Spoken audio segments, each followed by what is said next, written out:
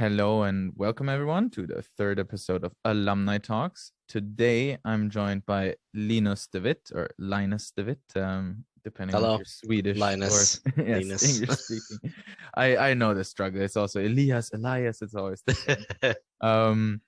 He is working I guess, owns and runs Team Velocita. I guess you co-own it, and we can get into those sort of details later. They work on a game called Octane Remix, which is on Steam right now, ready for you to wishlist it. The release date is, I guess, to be announced. Sometime next year. Perfect. Welcome, Linus. Thank you. Yeah. Maybe just to get the, let's say, core dates out of the way. When did you start studying on Gotland? When did you leave the island again? So I believe it was around 2018 that I began studying, and I graduated the year before last. So that was 2020, I believe. Yes, 2020. No, 2021. Sorry. But yes, so I graduated 2021, and we sort of ended up here in Karlstad, just because the accelerator here had accepted us.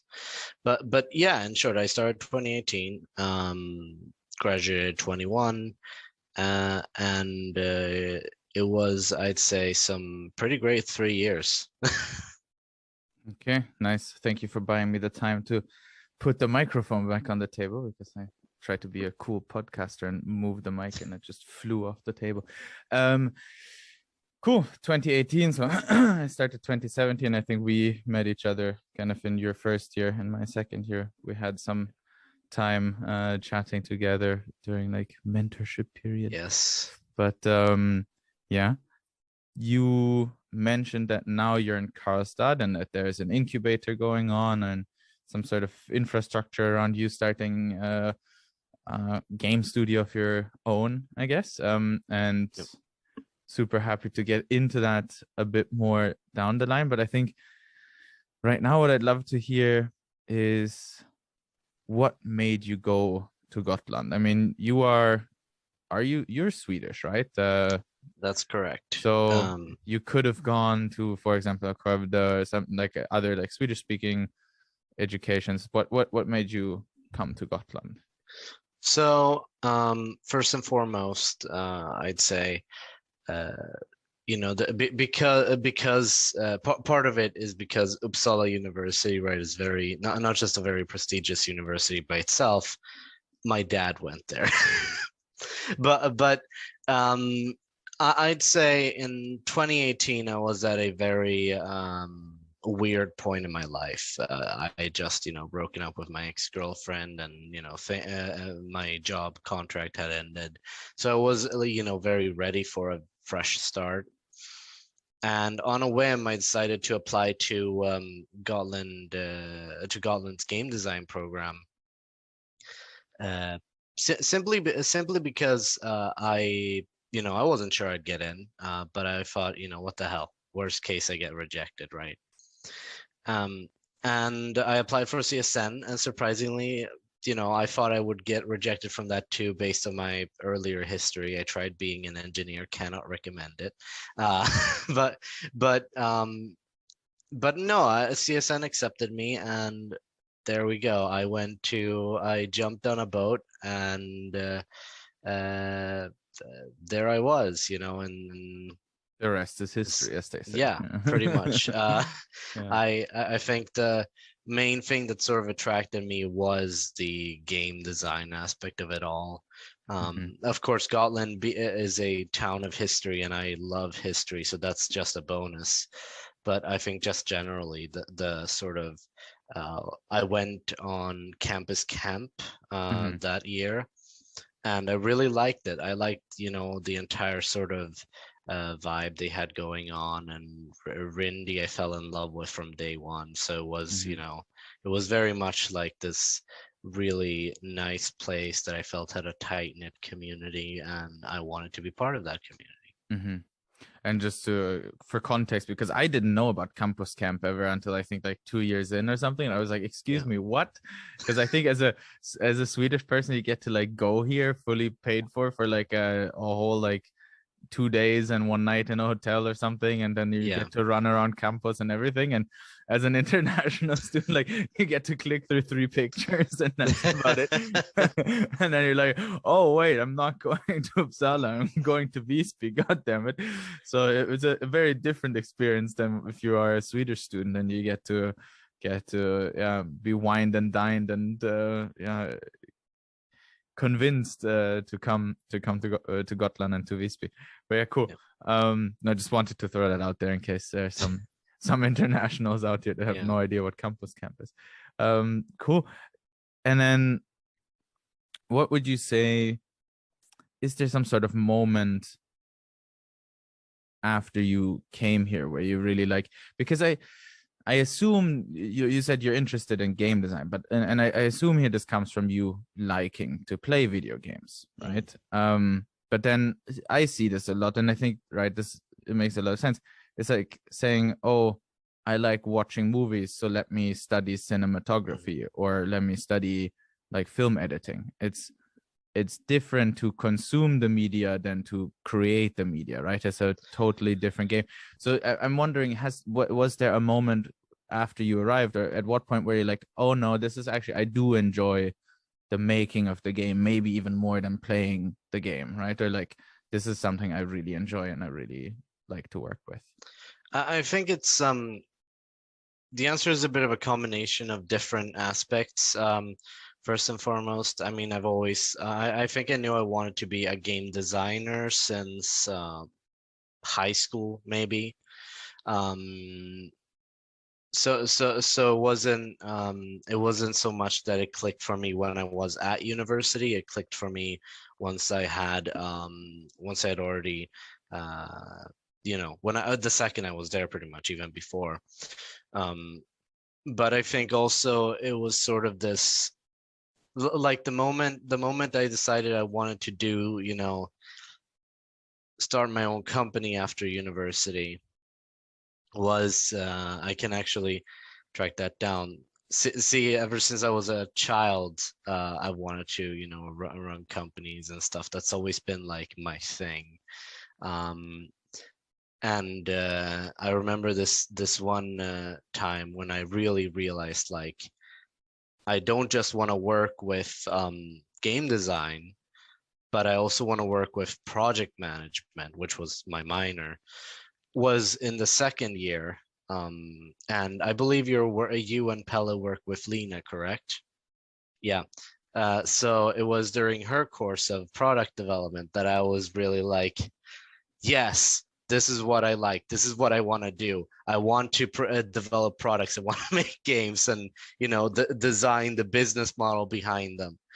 And that's what I really felt like a passion for, because before that, Scrum is great and all, but it's, and don't tell scrum.org I said this, but after a while, they don't need you anymore. Your team sort of gets self-sufficient. And as a result, you need to keep like, you can't just be a scrum master, really. I mean, sure you can, and in some contexts it's more than other, but in game design, at least from my experience, it's better for your sanity if you have something else to do on the side when you're idle. I think there's I remember a talk from like someone from King that they typically, if they have pure scrum masters, but they run 2 teams at the same time. Yeah. Right. Because I think I agree with you. Like, if the team works well, and I mean, it's a very hard job to get a team to work well, and that can be months and months of suffering before you stop trying to kill each other on a consistent basis. But I agree with you. Then it's like it's more about maintenance. It's less about solving new challenges. But so just to backtrack a second, you talked about product development and kind of the business model. But I'd say, like, in my experience during the product development course, business model was kind of, it was very I wouldn't say shallow, like you had the business model canvas, but it wasn't super deep and doing models and, oh, what would happen if we have microtransactions and they're $1 rather than 87 cents. And so to an extent, and it was a lot more about kind of talking to customers, talking to potential users, finding out, right, like what is it that they need. So I'm curious, kind of, I guess, how your experience was thinking about the business side of things from that course, because for me it was a lot more about the talking to customer side. That was what I took away from it. So I just want to like get a bit more of your thoughts on that. I think I think the main takeaways really were at least for me, the core of building a business, right? So not just so developing a product is great and all. You can have a great product, and a lot of people do. A lot of people start with a great game idea, for instance, but really knowing how to take that and turn it into a, there's a difference between a game and a product, right? The game is the game, but the product is what that game is giving to players, right? Why should, the best way of putting it is, in short, why should you give me your money, right? And that's the product. It's essentially in short, a planned value proposition. And I think really the details around developing your value proposition was by far one of the more rewarding aspects of the entire sort of course, at least in my opinion. Mm-hmm. So saying, okay, there's more, just the game itself isn't what sells the game, right? There's more that needs to be put around the game to sell the game to a user in the end of the day. I see. Okay, very interesting. Cool. And so this is the point, and maybe just out of curiosity, because I'm thinking about this now as well a bit. Okay, how can we, because I think like another game that left the island, that started here, left the island, and this was long before both of our time, but is, for example, Raft, right, from Red Beat Interactive. They started here, they went to Skövde, and now they're printing money over there, right? And like, it's just sad that those sorts of projects leave the island instead of having a really vibrant ecosystem here. And I mean, there are bigger issues around, you just can't live on Gotland year round and so on and so forth, right? But I guess what I'm trying to get at is you mentioned you growing up always knew, okay, I'm interested in starting a business, right? And for me, it's like, I'd love to understand kind of where that's coming from. Is this because you had like family that was more running business? Like how did you get this conviction that this is something that you are interested in doing and willing to take the risk and do? That's a really good question. I think honestly, I'm not sure. I think, my dad's an economist, so that might have played a part. They ran a temporary like translation service, but that wasn't really, a big company or anything. That was more like a side thing for my parents. I think the main thing, the main time I realized I wanted to start a business was, there came a point, I think it must have been 6, 7 years old, when I just started wanting to, when I saw an ad for like toys, I kept trying to figure out ways to make money using those toys. And I think that sort of started it. It developed from there. And the sort of the background as to why I developed this personality, this drive, I don't know for sure, but I think there's a lot of different factors that play into it. A lot of of course, as a kid I did the lemonade stand thing and everything, but I think just in general, I think just the encouragement from my parents saying like, supporting me even as a child, like whatever I wanted to do. They were sort of very supportive in my quote unquote ventures.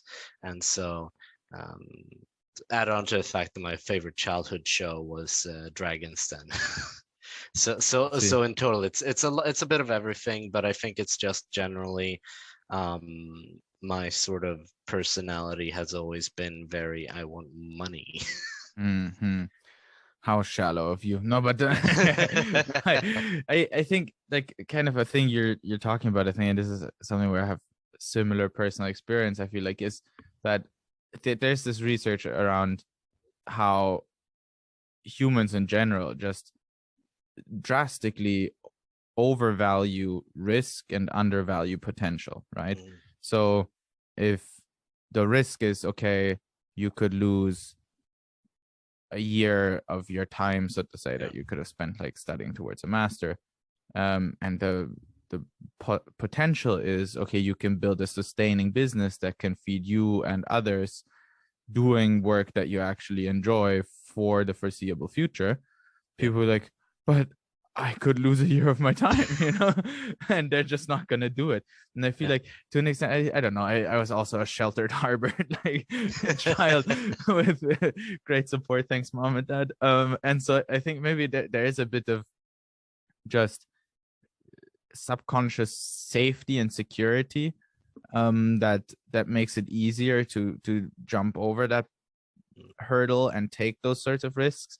And then also you talking about, okay, I did do the lemonade stand, I did other things before where I did risky business things. I ran the school newspaper and we had to print 500 copies and made sure we sold them all to make our money back and some profit, right? And like these sorts of risks on a smaller scale, where it wasn't like anyone like, oh, we're gonna mess up and you can't afford rent, but it was still like, yeah, I think it's a very healthy thing. And I'm thinking out loud here, because I'm right now, I feel like the only time people do companies coming out of the education is if they would have done them whether or not, like, the education doesn't play a role in it. You see what I mean?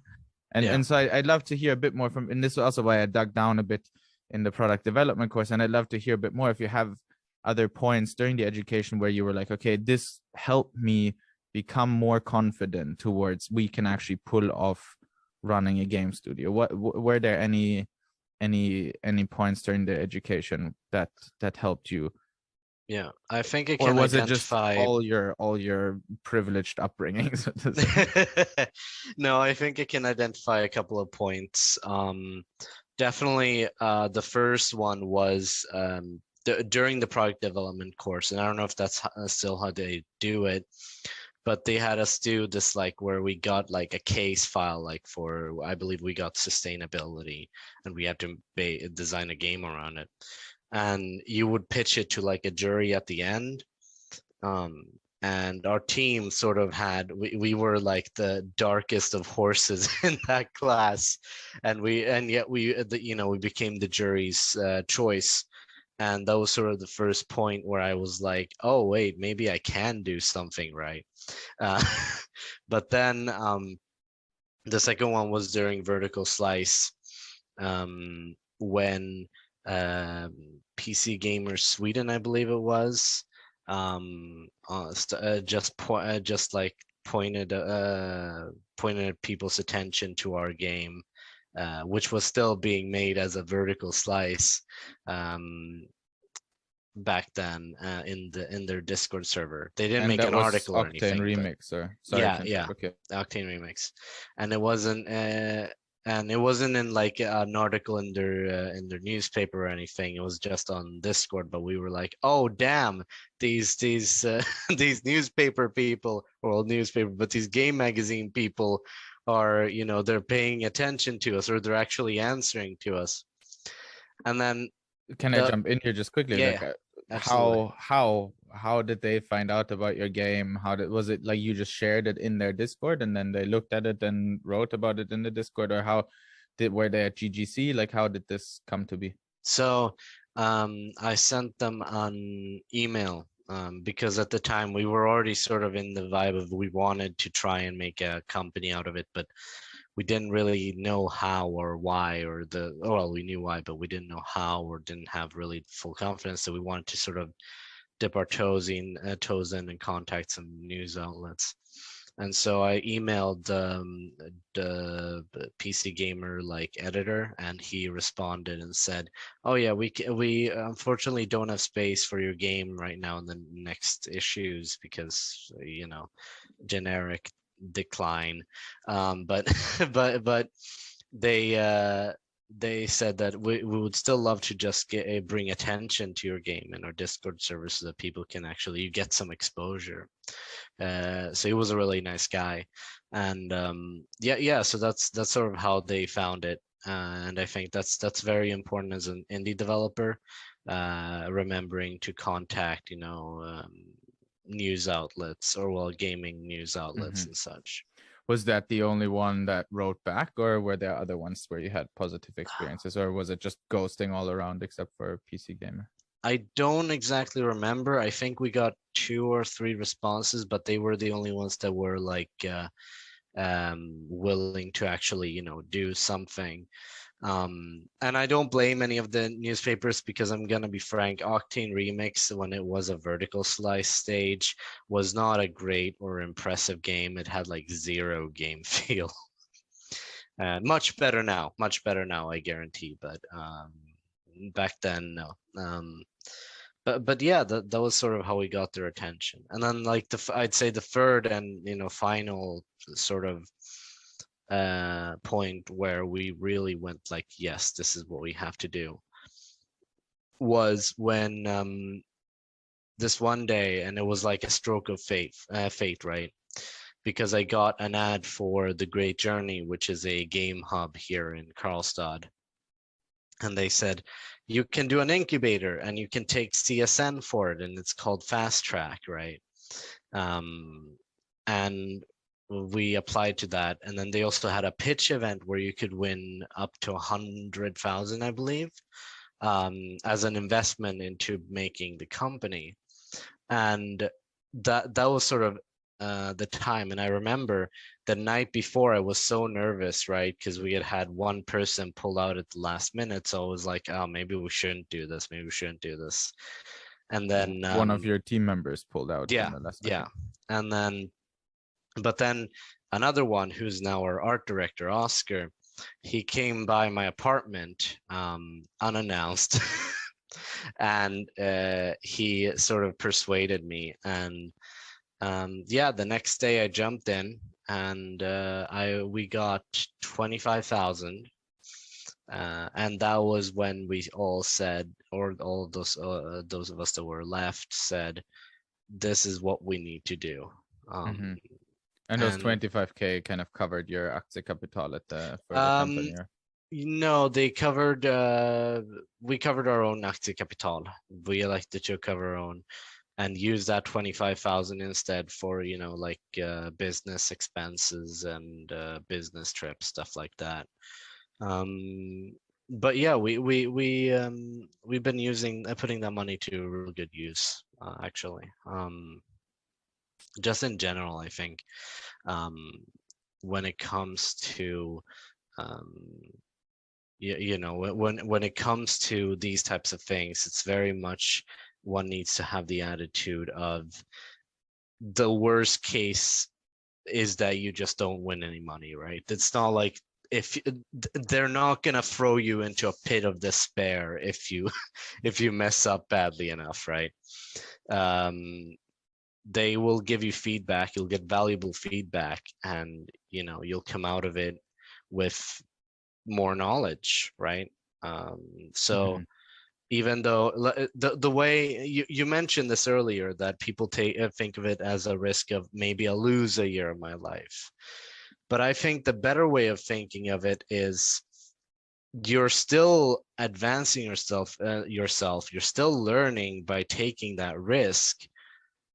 You're just doing it in a way that isn't in a classroom. And I think a lot of people in university come straight from high school, And so they don't actually, when they graduate, they don't usually know an environment of learning that is outside of a classroom, right? Or at least not for an extended time.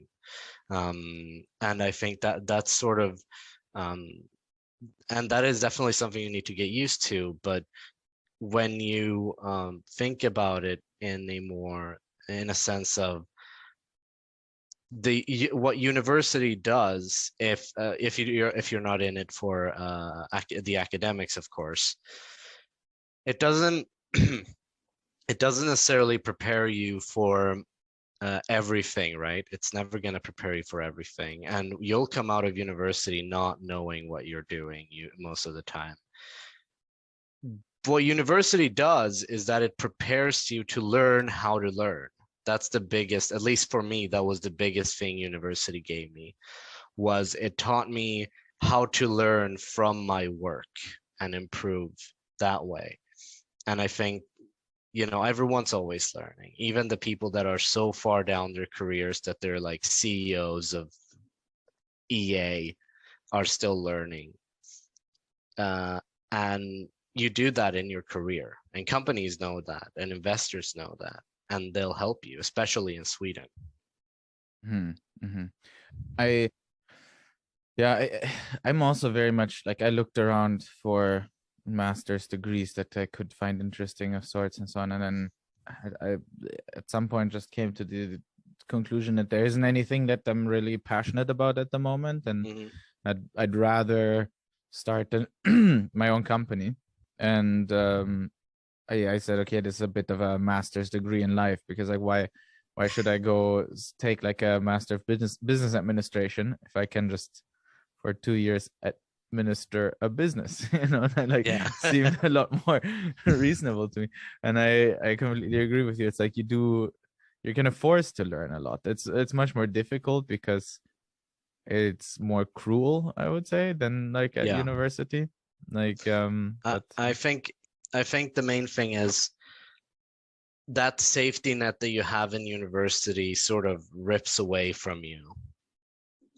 But conversely, also you that will happen whether you get a job or not, right? And even as an academic, sooner or later you'll need to have a job, and that'll be that might be as you'll get the job as a professor. But you still, when you're a professor, you won't have that security net anymore that you had as a student. People look at you as a professional. And I think if you're going to lose that safety net, the best way of sort of, like if you're going to, at least for me, if I was going to lose that safety net anyways, I thought I may as well, go big or go home, right? And I think that's a good thing to think about, even if you don't want to take the company creating your own company route. You want to work for a company instead, right? You maybe want to work for a more established company, which has its benefits, of course. And there's nothing wrong with wanting to work for a company instead of not wanting to start your own, because not everyone wants that. But I think no matter which one, your safety net is going to be ripped away. And it's going to feel jarring at first, and it's going to be confusing, and you will not know what you're doing. But fortunately, most of the time, when you're new to an occupation, people will be understanding. People will, take a break and listen to you if you need help. People generally like to be helpful. At least that's what I like to believe. And I think a lot of the time we are scared of asking for help because we think people will judge us, but they won't. Not if you're not if you're new, not if you're old. And I think, just to clarify, when you talk about safety net, I don't think you necessarily talk about a financial safety net, right? Because like as a professor, arguably, if you have like fast standing, so like a contract where it's like without restriction, I don't know. I think there is quite a lot of financial safety, but I think what you're speaking to is a bit more of the uh, you don't really have the room to fail as much anymore, maybe, Yeah, right? yeah, I think maybe as an academic and so on, as researcher, more than in a regular professional commercial environment, but there is more pressure to get things right quicker and at yeah, a higher level and higher standard than before, right? absolutely. I think and you know, we're on the same page there, right? The you know, there's the safety net of failure, that you don't, because like the motto of university that I was always told was fail hard, fail fast, right? And um and the thing is that doesn't just go for university, it goes for your whole life, right? If you start a company and then you fail, people will still find it, you know, they will still respect that you tried. But the thing is that if we're talking about like what happens after university, is that you're not people aren't going to be as readily available to guide you in the same sense, right? Like in university, you know who to go to, right? You have the teachers or the guidance counselor or whatever. Um, but in real life, once you've finished, once you've, you know, whether you've started a company, um, or like if you've joined a company, you have less of a concrete person to go to. Like sure, in a company, you have HR, but for instance, in my company, I am HR. So it's a bit of a like you one really has to like deal with losing that net, and the best way, at least the way I coped, was asking for help. I've said it before, I'll say it again. It's a very core, crucial skill to learn, because if you learn how to ask for help, uh, then there's no limit to everything else that you might learn. Um, and you know, really take in what other people have to say, especially those more senior than you. I mean, again, we're in a game development hub, right? So I have the fortune of being with other people that are in my same situation, where they've recently started a company, or people that have started a company successfully several times and know what they're talking about. And we even have access to like a business developer and a guy who works in project management, you know, stuff like that. Sorry. And I think that's sort of the best advice I can probably give, whether you start a company, whether you start to work for a company, or whether you're just doing nothing. Figure out a support system, not necessarily an emotional one, but a professional one. Um, as in, if you're, you know, if you're an artist at, I don't know, EA, again, as an example, if you're an artist with EA, then find, you know, is there someone more senior than you, or who do you report to? Ask that person for help, because if you, the biggest thing to remember is when you work at a company or you start a company, you're a team, and teams want each other to succeed. You don't compete, you work together. Mm-hmm. Is there anything you think concretely, as a someone that's currently still studying, steps you can take to start building this professional support network? Because for me personally, I always found this like, we're told like, oh, at GGC, go talk to people, find mentors, this, that, the other. I found this always incredibly difficult to be like, teach me sensei. I don't know, but is there Yeah. any, do you have something in mind in terms of concrete steps in order to get better at asking for help, get better at building a Yeah. professional support network? I think the biggest thing you can do is first figure out your goal, right? Do you want to start a company, or do you want to get a job? For that's step one.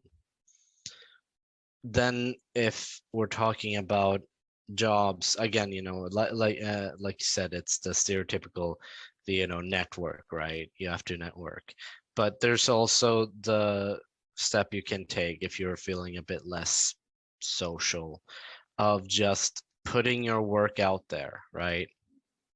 Saying, hello, I'm doing this, I'm doing that, I want feedback, right? um, and also, more importantly, be friendly and maintain a good reputation with your classmates. Because while this sounds like, oh, what are they gonna do? They don't own a company, or they don't, they're not powerful and rich. But one day they might be.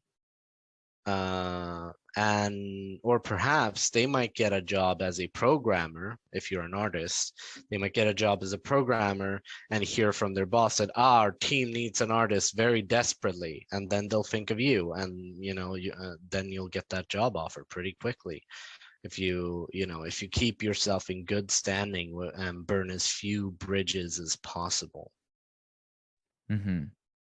Have you had personal experience? And I mean, this is like you and your classmates graduated a year ago or a year and a half ago now, so I don't think like there's a lot of people that have risen to positions of power or fame inside of companies yet. But have there been instances where you think, where you've seen positive benefit, or where you've seen your actions of not burning bridges, of being kind, bear fruit?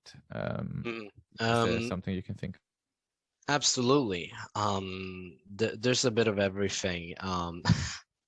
I've been on one hand, I've been on, the receiving end of that, where I've had people come and be like, hey, can I have a job, please?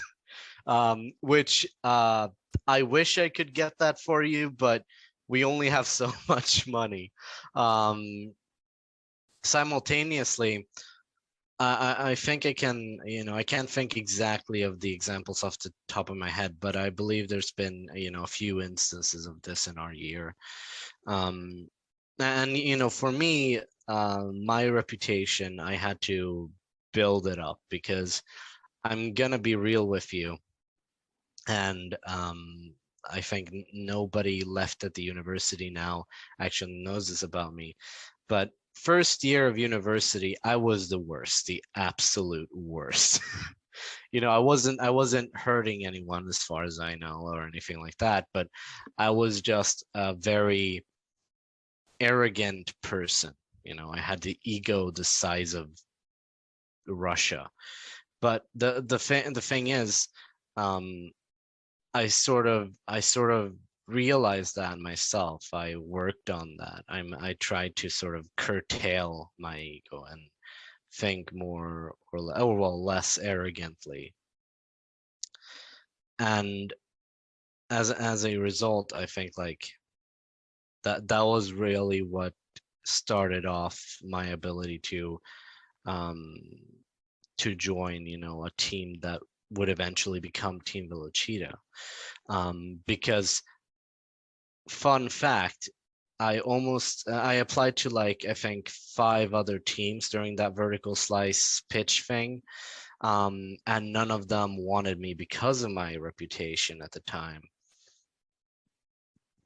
And this team gave me a chance, which meant that I gave my all for this team. And I really think, if you don't, I don't recommend anyone take my my route in that sense. Instead, keeping good sort of good standing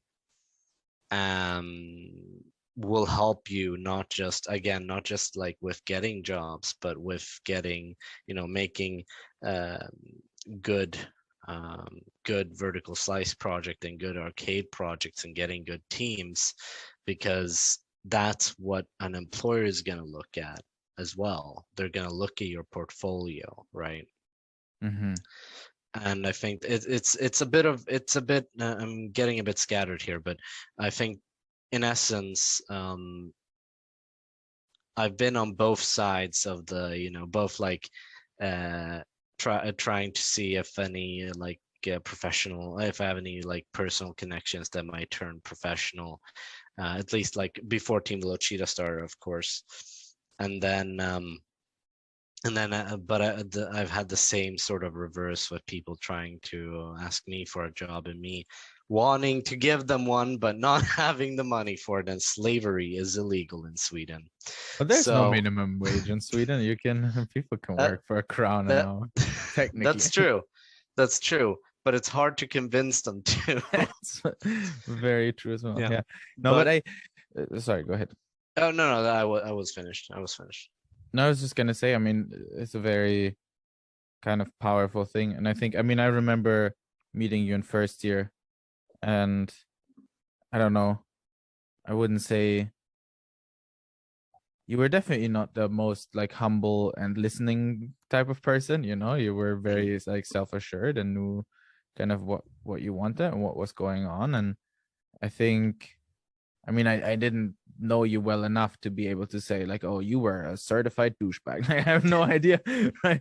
But I think kind of it's a maybe a powerful story in and of itself to say, okay, I applied to lots of teams in vertical slice and no one would take me. And I had to reflect and think, okay, I was an asshole. I have to like work on myself so that other people will want to hang out with me, like not even like personally, but just like professionally would want to work with me. And I think, I mean, it's good to have that realization kind of in your second year of uni rather than like afterwards when it's a bit too late to an extent. But I think it's a very good tip to say, okay, avoid burning bridges, be honest. And I think, and you'd probably agree with me, and I'd love to get your take on that. But I think this also has to come from an honest place.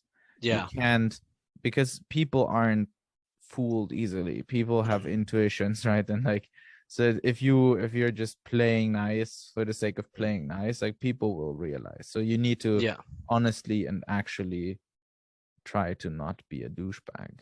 Would you agree? Absolutely.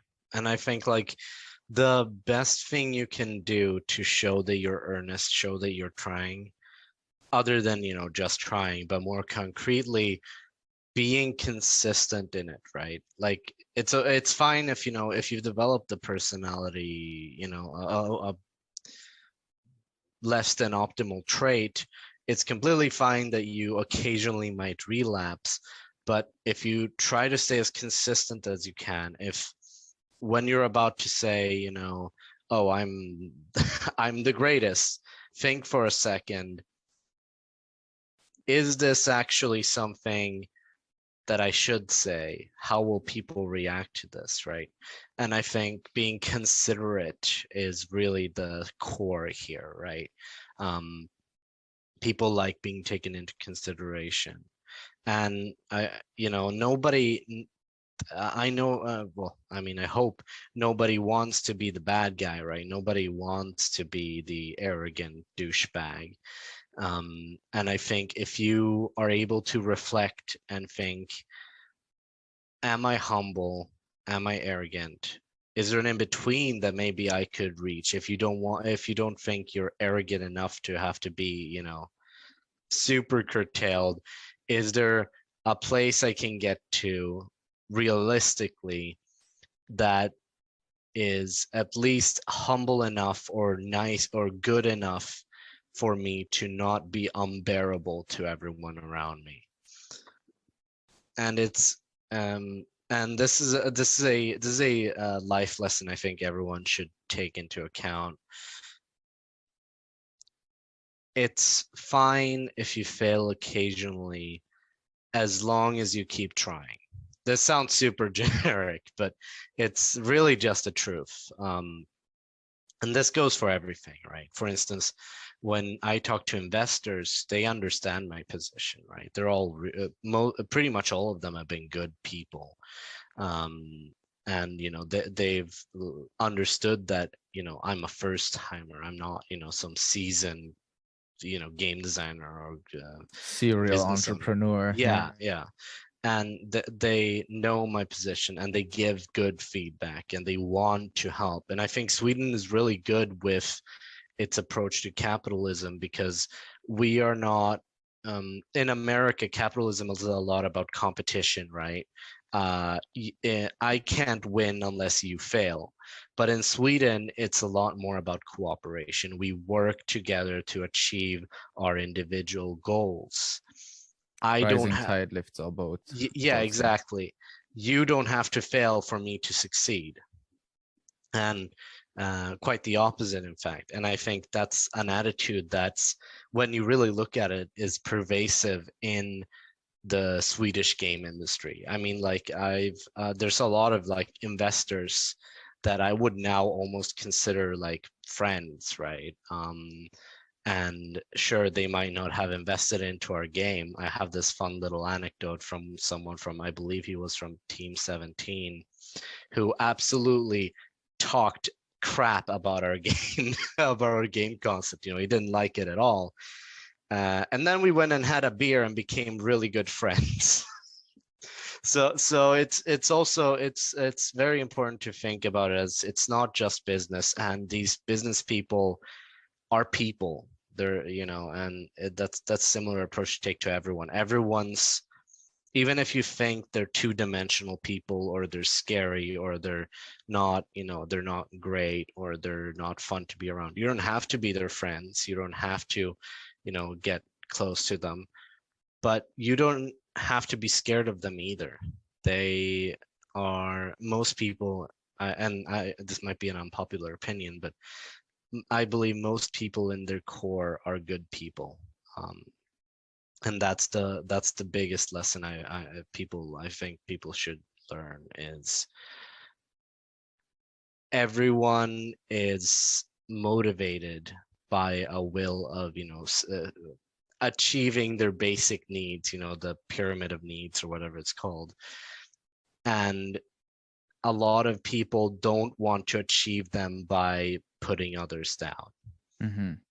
Yeah, and maybe that's a big problem, that it's considered an unpopular opinion that everyone is good at the core. Maybe that's, well, we've solved the problem behind world peace. Cool. No, I think I think something I'd love to hear a bit more about, because I mean we've chatted now, and it's been a meandering conversation. It's a lot also. I've not I mean, not that anything wasn't useful. I'm just saying, like you said, it's not been perfectly on track, but in terms of keeping the timeline of when you started on Gotland and then moved on. But I think I'd love to hear a bit more about, because with other guests I've talked about, okay, how is your day to day? And so with Timo, we talked a bit about, okay, this is how I design new levels for Hill Climb Racing 2, and then this is how we schedule them internally, and how the QA works for them to actually get into, like, he does like the live content, or helps with live content there. And then with Matt, we talked a bit about, okay, how he as a game designer, level designer works, and in this like smaller studio where he has a lot of freedom. And I think it's very interesting to hear now. You've talked a bit about, like, oh, I've been talking to all of these investors, and I guess for me, I'd love to hear a bit about how is a typical workday for you look like? How much kind of game design do you do? How much, let's say, business development do you do? Like, what is life like for you? And yeah, talk a bit about that maybe. I think my life varies a bit in that sense, because of course, you know, as a part-time, I work as a teacher as well, teaching game design as sort of to make money to support myself as we, you know, work on Team Velociata. As people might know, is the CEO is always the last one to get paid. So, but in general, I would say I come to work, right, 10 a.m., 9 a.m., depending on the day, have a coffee, maybe get a chance to talk to some of the people at the hub for a bit.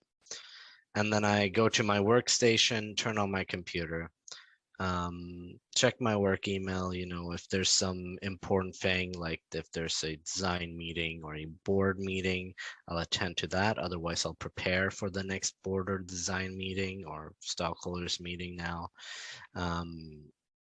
and then so during days where I focus on more the business aspect of things, I'll be working on like preparing for meetings and infographics and how our company is doing, or preparing our pitch deck, which is also a very important thing, like preparing why should an investor give us a lot of money.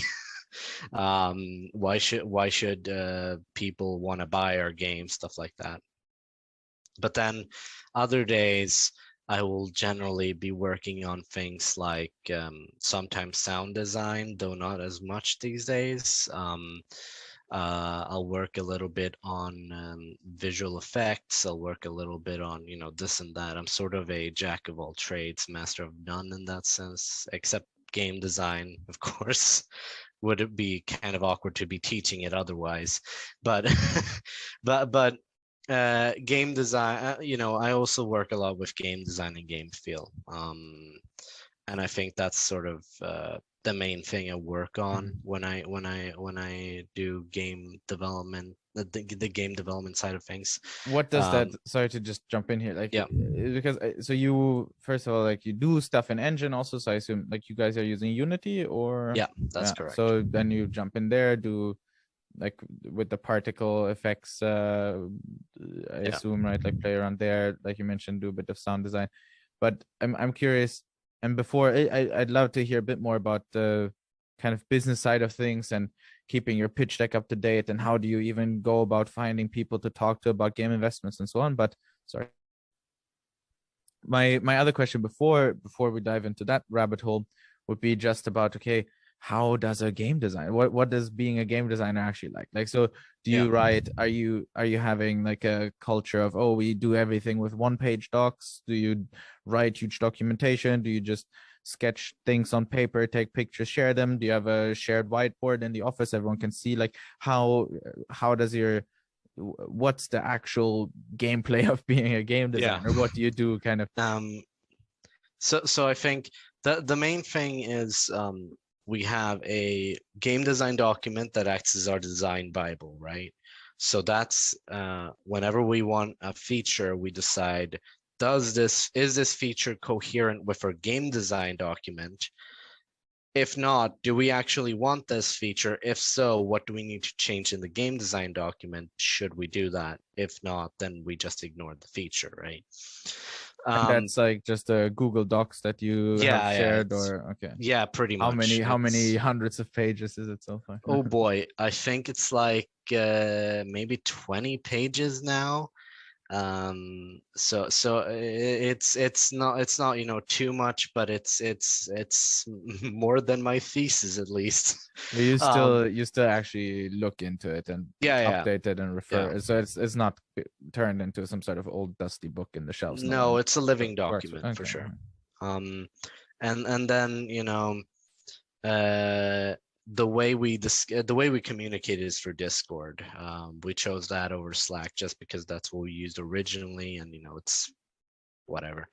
But the way we used to design is, say with graphics people, they'll usually like make sketches of what they want, they'll put it in the graphics channel, and then they'll discuss it in their little, I don't know what you call a group of artists, a pencil of artists. But alternatively, you have, like, if I want to request a feature, like say I think the game needs a level system, right? Then the way I do that is, but I don't know how to program it, right? For instance, I say, we need a level system. This is why we need a level system. Please put that as an item in our backlog. And then usually a programmer will almost instantly check that item out and switch priorities, because our programmers are insanely talented and work very fast, almost like to the point of almost machines. But I think and sort of that's sort of the workflow. We try to maintain constant communication even when we're not all in the same place at the same time. And that goes, and also the fact that everyone has, at least in our philosophy, everyone has or should have a say in the various things and alterations we make in the game. So we are all game designers, carries on. Yes. I see. But what you mentioned, okay, if you bring up a feature, you check it against your pillars or principles of game design that you have laid out and kind of written in the game design document.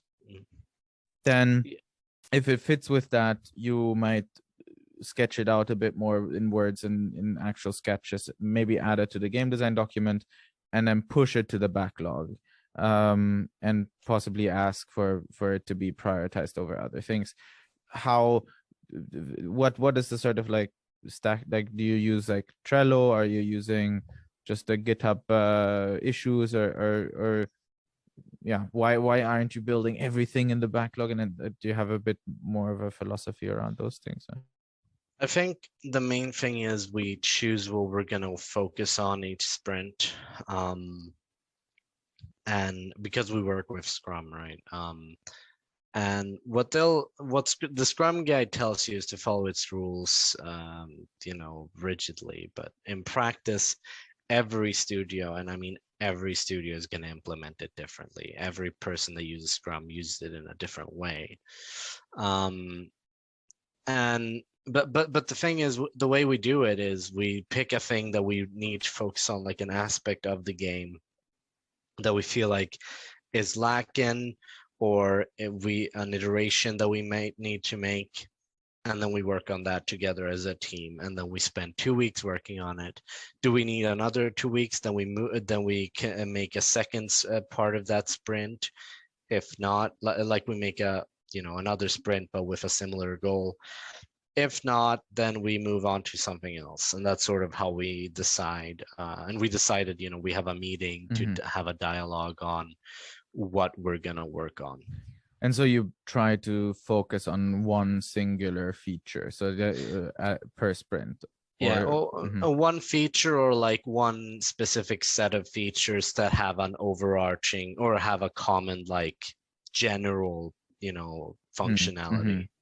I see. So you try to be kind of hyper focused around this one thing per sprint, rather than saying, okay, you work a bit on this and you work a bit on that. It's like, no, the whole team decides on really one, because you could say, okay, we want our sprint goal is like, oh, you record 5 more sound effects and 2 more like VFX, and then the programmer programs this mechanic over here, and the other programmer fixes those bugs, and then the artist model a thing for the completely other side of the game. And it doesn't really, but so for you it works very well to focus on one feature or set of features, or like dynamic, however you want to call it, a collection of systems. So usually if let's say our writer needs to write a chapter, right? Then what'll happen is we will have let's say we want to focus on story for a sprint. If our programmers don't have anything to do with that, like they don't have to work on the story system or the way we implement, say, yarn spinner, then they'll pick something else to focus on. But we try to keep the team focused on the same thing, but in practice that might not always be as realistic. So then of course we'll be a bit more flexible in that regard. I see. Yeah, and then we don't have an infinite amount of time left, so I'd love to talk a bit more about the sort of business side of things, because I think that's not something that is very top of mind for many people during the education. Is that, okay, at the end of the day, for the most people, they will work with games in a commercial capacity, right? So commercial creativity, that means not only that you can't just sit there and stare at a blank canvas for like 7 months and then throw a bit of paint on it and sell it for millions at Christie's, right? Like you're there to, on a schedule, kind of deliver consistent creative output, which comes a lot with kind of taking care of yourself, so you're able to do that. But on the other hand, that also means that someone at some point in this whole organization needs to sell this creative output, right? And in some form or another. And at the end, this is, okay, we have a beautiful Steam page and we do maybe marketing, maybe we pay for influencers to play our game, etc. And that's one way of getting it amongst the people.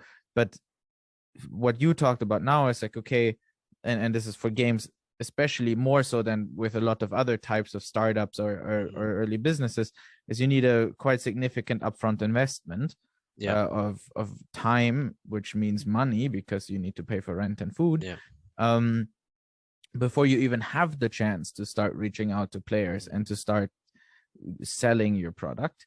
And so you've talked a bit about, okay, I focus a lot on keeping our pitch deck updated and treating that as a living document. I pitch it around, and maybe you can talk a bit about things, lessons of what you wish you would have known about presenting games, pitching games during the education, because there are some elements in the education where you need to pitch your game, right? And so maybe you can talk a bit about, okay, compared to pitching your vertical slice or your arcade project before GGC, what is different if you actually ask for money on the last slide rather than come by our booth and play it, right?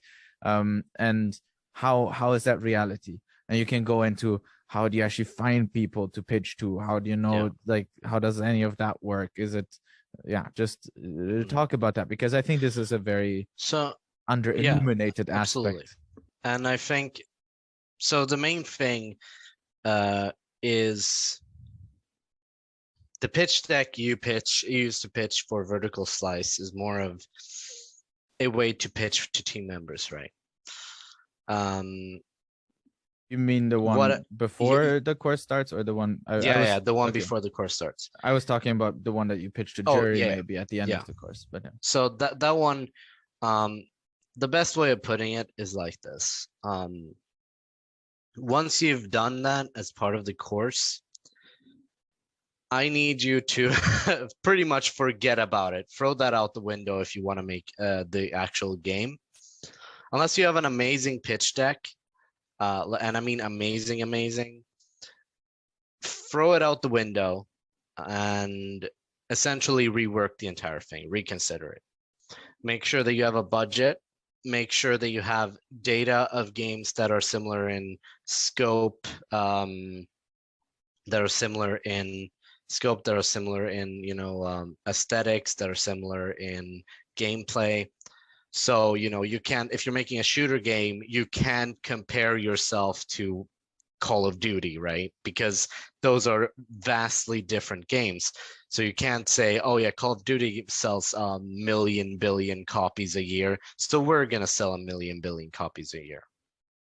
That's the first thing that I see a lot of people make as a mistake. So sorry, I'm gonna interrupt you because I'm really curious to dive deep on some of these things.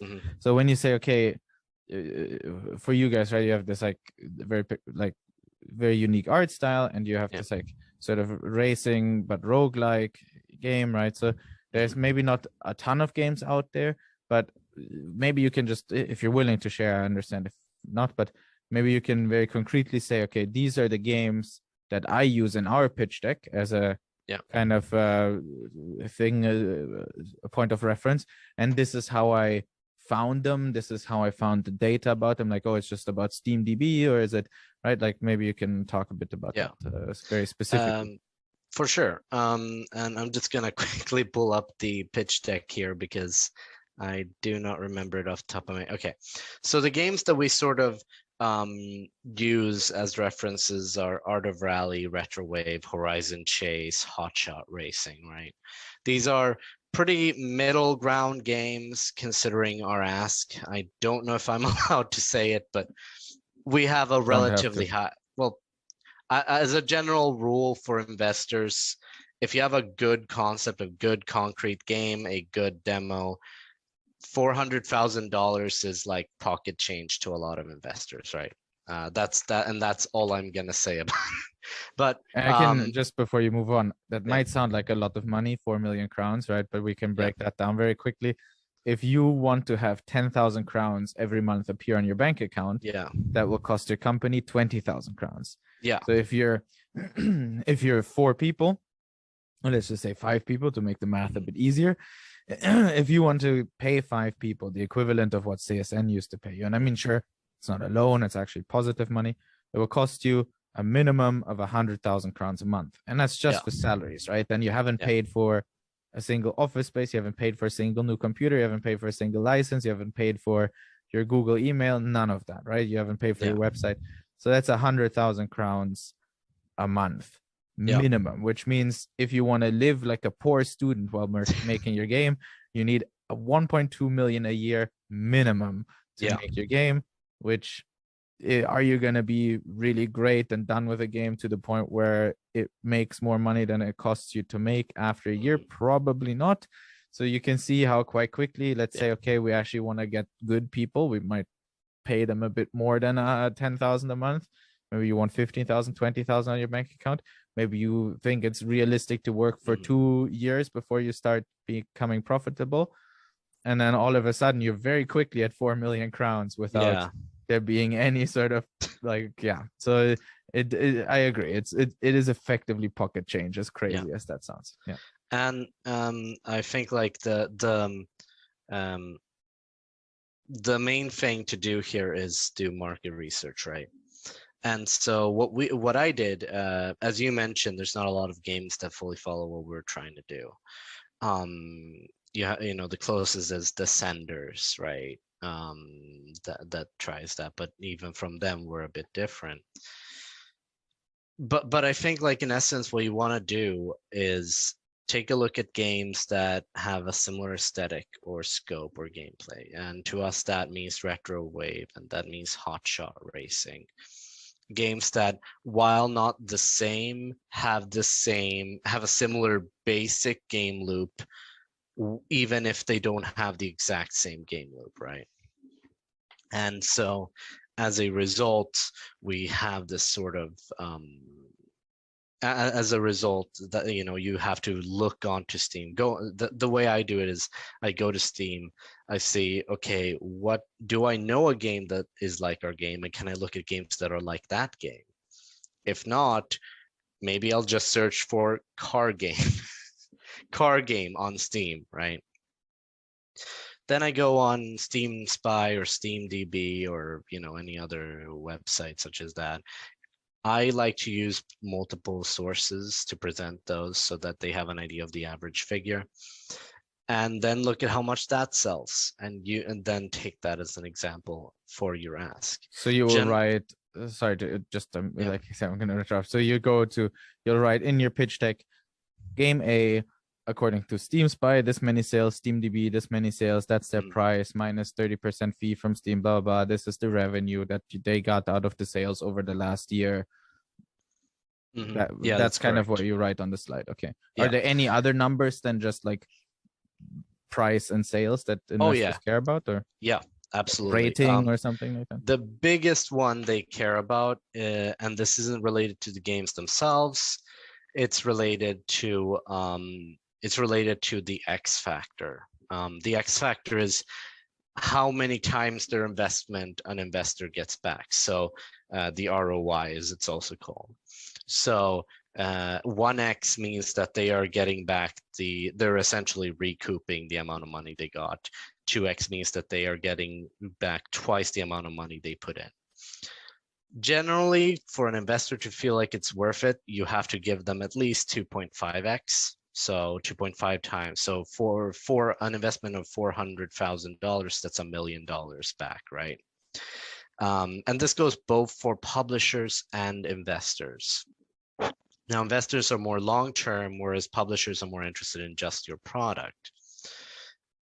The thing is, though, that you have to take into account always is when you're calling in sales figures, on average, about 50% of those figures will go to taxes and platform fees and royalties. So if you expect your game is going to have a revenue of $1 million, you will only see 500,000 of that. And of that, your publisher might take 30% or 50%. And then you're left with whatever. And then, you know, so always make sure to do those calculations in your pitch deck. That is very crucial. And then additionally, the other thing that investors want to see is you can't be the idea guy. You need to have something. Unless you're an established game developer, like, you know, if Hideo Kojima barges into the door of Curve Digital and says, I have a game about space raccoons that I want to make. They will fund him, right? They don't need an actual, well, I don't know if they'll fund him, but they don't need an actual demo because we know who Hideo Kojima is. But if I walk into Curve Digital's room and say I want to make a game about space raccoons, I get sent to a mental hospital. Because you don't have this proven track record of Yeah, execution, right? exactly. So you need to Yeah, show some sort of proof of execution yeah, so that you can make what you are dreaming up to or yeah, dreaming up. Yeah. exactly. And so you need to have a demo. It needs to show the game loop. And we learned this the hard way because we sort of had to work a lot in figuring out what exactly our game loop is and how to make it proper. And this is a process that's still ongoing for, at all times. This isn't just, you're not going to wake up one morning, know exactly what your game is going to be, make that, and then make $1 million. That's never going to happen.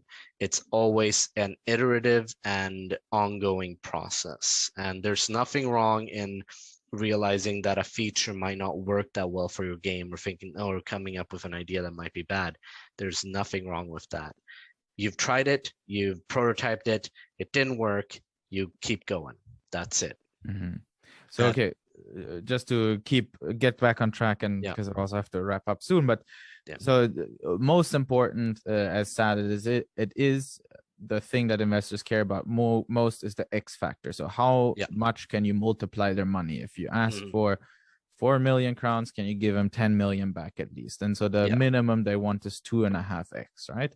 Yeah, that's the general rule of thumb. And then the way you get to that number is to find kind of related games to what you're doing, and be careful that if you make a shooter, then your closest comparison is not going to be Modern Warfare 2, because that's a different sort of ball game that they're playing. You're not going to compete with that. Don't ridicule yourself. Scope, pretty much. Yeah. No, sure. Yeah, you don't have 200 people working for 3 years to build the thing either. Sure. Yeah, you can't make life like Amsterdam. Not yet. Maybe in a year or two, if AI gets really good, maybe you can. But for now, no. With those numbers in hand, take as many sources as possible. So Steam Spy, SteamDB, etc. See sales times price. What is the gross revenue that comes out of it? Then know that that doesn't mean that this is the amount of money that lands on your bank account. And then so they would want to see the whole calculation, right? They say, okay, they add $1 million in gross revenue, which means the company will get somewhere between 250,000 and 500,000 on their bank account, right? Of that, they're going to pay this much in salaries, which means this much is like left over. Or I guess you would pay the investors first before you pay the salaries, right? But that's the sort of calculation they want to see. So you have like three slides on this. Like you have a slide about comparison, a slide for budget, or how does that look like? I have a slide for budget. I have a slide for the business model. So like, is your game premium? Is it free to play with DLC or microtransaction? Is it both? Is it neither? And then I also have a slide with risk mitigations. Like, we have a game community supporting us, so that lowers the risk for an investor a little bit, maybe not by a lot, but a little bit. They know that there's someone else believing in us, that type of thing. I see. And that's what I include. And then you need to really kill it with your demo, otherwise you don't have a shot. Absolutely. Because in the position that you're in, you don't have a track record of I think Matt, one of the co-founders of the company he works at now, was like the first employee at Mojang, or the second employee, and then worked like a decade there before he moved on. And at that point, like, that's a similar situation where you talked about Hideo Kojima. Like, that sort of person can walk into 3 to 5 publishers or investors, and they're gonna walk out with money from one of them at least. Absolutely. And the other thing there is, as a general rule, when it comes to things like these, is people, like, if you want to achieve this, remember that you can pitch a lot of times. You're gonna have to pitch a ton of times, often to the same people ad nauseum. By the time you get money, you will know your pitch by heart. And it is a tough process. It is a very tough process. But the positive thing is, because of the thing I mentioned earlier with the general attitude, people want to be helpful. Most indie publishers and investors will give you the time of day enough to the point where they'll give you some feedback, especially if you go to events where you meet them in person. They'll give you feedback and tell you, this might work better, this needs to be improved, does this work, this doesn't work, that type of thing. What would you say if someone is working on a game right now, planning one for vertical slice, planning to after vertical slice? It's not called game design and practice anymore, but the course you can take in third year, right, to work on a game. What would you say, kind of, what should be your focus going into that if your goal is that coming out of it, you have a demo that is pitchable? Is that even feasible in your estimation, to come up with something where you have a tight enough core loop and enough of a vertical slice of the game to actually pitch it the way it is? Or will you always have to put in the extra year of like going to something like you are in Karlstad and polishing more? It is absolutely feasible. It's just really hard. I think in the third year you have a better chance because you've gone through the game field course. I don't know how it's structured now, but back when we went there, the game field course was one of the later courses, I believe. You mean the experimental game design? Yeah. I think that's even after the Yeah. So you think game feel is very important to know about? Yeah, a game feel, and also knowing that your game is a game that people may want to play. It's hard to make a good game on the first try. It's hard to make a pitchable game on the first try. And the game is going to be improved. Like the vertical slice game we made for Octane Remix, that was pretty much a different game at the time. But we worked on it and improved it. And so so it is possible, absolutely, but it's hard. What would be the thing that you really have to focus on if you want to pull it off? Game feel, no question about it. If it feels good to play, if it feels fun to play, players will want to play it. And then investors will see that. Investors have hawk eyes for that kind of thing. And this was a question I almost forgot about, but now remembered that I wanted to start after last episode with Matt, which is, do you have a favorite book or piece of literature from your time at the education that you'd say, and it doesn't necessarily have to be something that was on the curriculum, it can just be something that you read because of some sort of problem you encountered at the education? Because we talked with Matt a lot about, okay, what's the benefit of going to a place like Gotland versus just going to future games directly, and that like there's a certain value in being exposed to the theory and to the literature, and like you mentioned about like learning how to learn how to okay, the promemoria, having to write these like 2,500 words about your project afterwards might be annoying in the moment, but it trains your mind to have this like reflective thought of like, okay, we completed this project, this task, what can I take away from it, how can I, but yeah. Any Definitely. favorite piece of literature? Is it something else than Game Field by Steve Swink? Or I think without competition, it has to be a book called The Lazy Project Manager. It's a fairly short book, but it's a great way of learning and figuring out how to optimize your work as a project manager. You know the author's name? I don't remember. I'll Google it later and just put it in the show notes. But but it's a great book. It's pretty short. It's like this thick, maybe something like that. So it's not too hard of a read. It's for lazy project managers. Yeah, exactly. And it's really good because it dives into how you can do what, say, things like Scrum and Agile were actually meant for, which is effectivizing development and work and minimizing the amount of work you need to put into something to give it value. And I think it's a really good read that I recommend to everyone. It's also a pretty fun read, all things considered. So nice. I think that's the book I'd recommend. Okay, and then let's jump back on the and wrap up the topic of, okay, how to pitch your game. So we've talked about, okay, you need to figure out your budget and your X factor, right? Like how much money can you make these people, right? That's all they Yeah. care about, as shallow as it might seem. And then how the demo is really your vehicle to convince people, because you don't have a track record. So Yeah. you need to have an outstanding demo to give yourself a chance to get funded. Mm-hmm.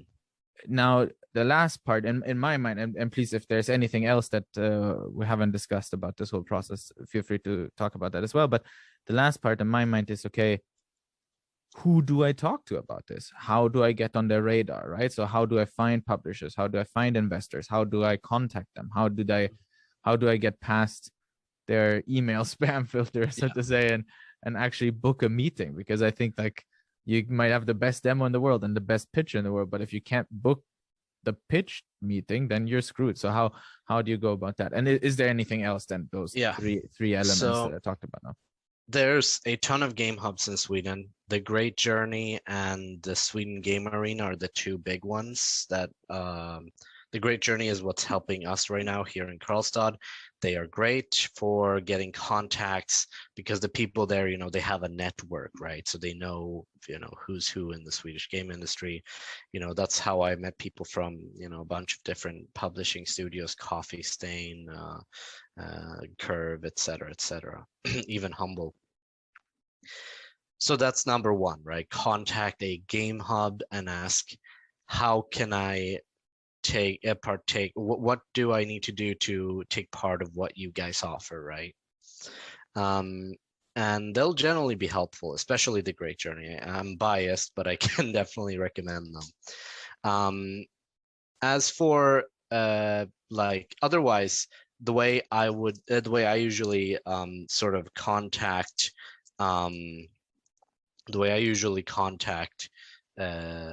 people is, there's one really good company that usually will give you feedback no matter what.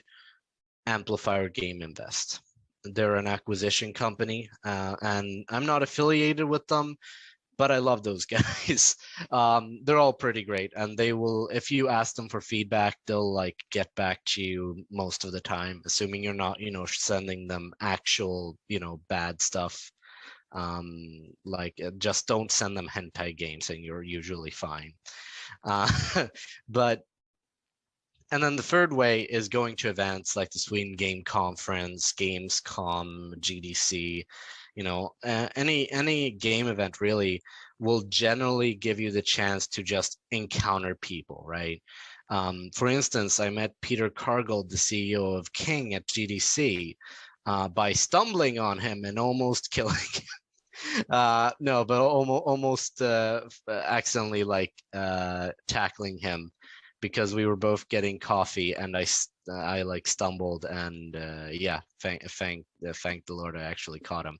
But so that's a bunch of different ways. But go do you sorry to interrupt, parties. but do you pitch the guy in the queue for coffee, or is it just, okay, then I meet him, then I reach out to him after, and then I might be like, okay, we have this game, I'd love to pitch. I don't know if you're the right person. Maybe can you connect me to someone that I could pitch this to?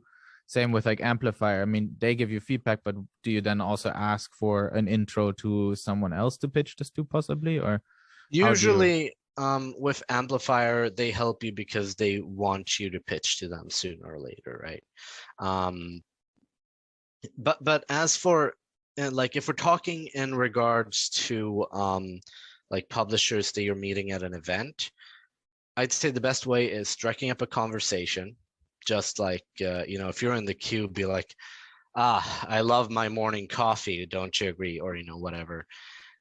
The best way I can put it is, they see through you, right? They see through you like glass. They know what you want, but it's more of a unwritten sort of rule, right? You don't want to just come up to someone and say, do you want to buy my game?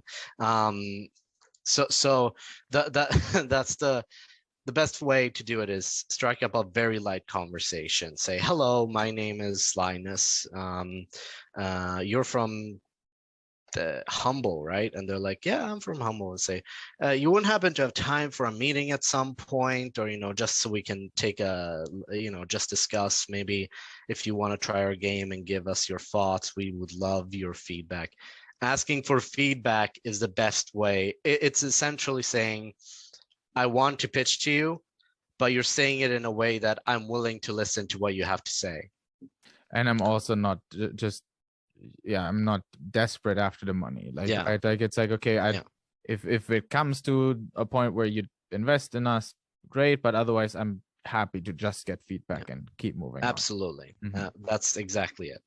And I think the other thing is going to like different industry parties, and you have to usually you have to know people at like hubs and stuff to get into them. But like at Gamescom and GDC, it's a lot easier to get into those kinds of parties.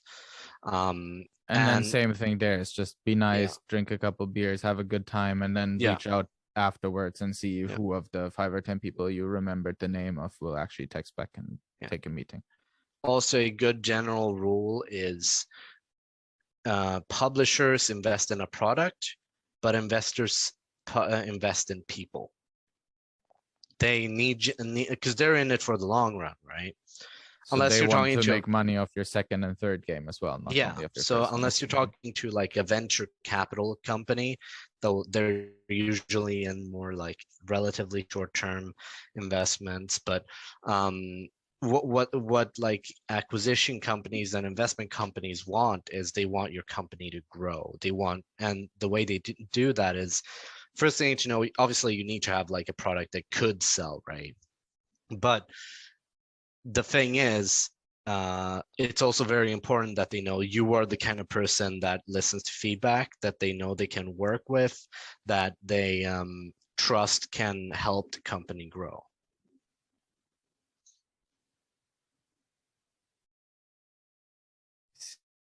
Yeah, no, I mean, that's very, very valuable. Good tips. Also, the differentiation between like, okay, what is a publisher for? Do you then have just 2 different pitch decks, like one publisher pitch deck and one investor pitch deck kind of? I usually use the same pitch deck for Octane Remix.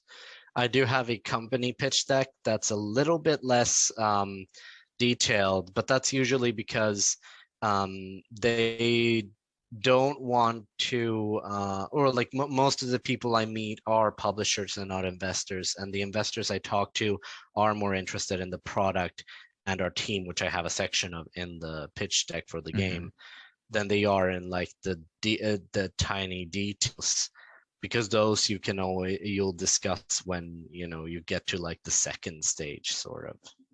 I see. Yeah, it's been super fascinating to talk about all of this. I'm gonna start to end this slowly, because I think we've been at it now for a good time. I think your book recommendation is the lazy project manager, not the crazy. My L, my L, almost. And all same. Sooner or later. Yes, eventually. So the lazy project manager. Otherwise, I'm sure you'd be happy for people to check out Octane Remix on Steam, wishlist it. And then lastly, and this is, you can say yes or no if you're down to that, but maybe tell people how they can reach out to you if you're down for people reaching out to you, and if you're happy to give feedback on, for example, pitch decks, game ideas. Absolutely. I love giving, I love helping out. So my Discord tag is Sinum, SINUM, hashtag, or whatever you want to call it, hashtag 0537.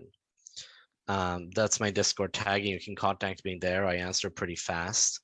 Otherwise, you can contact me by my work email, linus@teamvelociata.com. We sometimes have intern positions open, not always. It really depends on what our situation is.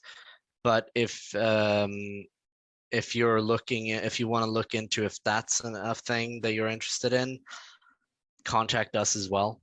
But more importantly than that is me giving you feedback on your pitch decks and stuff, because that's where I can guarantee that I'm able to help. Cool. And I assume like LinkedIn is also a possibility. Yeah, LinkedIn is also a great source. Cool. thank you so much then. I No will worries. I will finish this episode now. Just a word for the next episode. This one has been today a bit off schedule.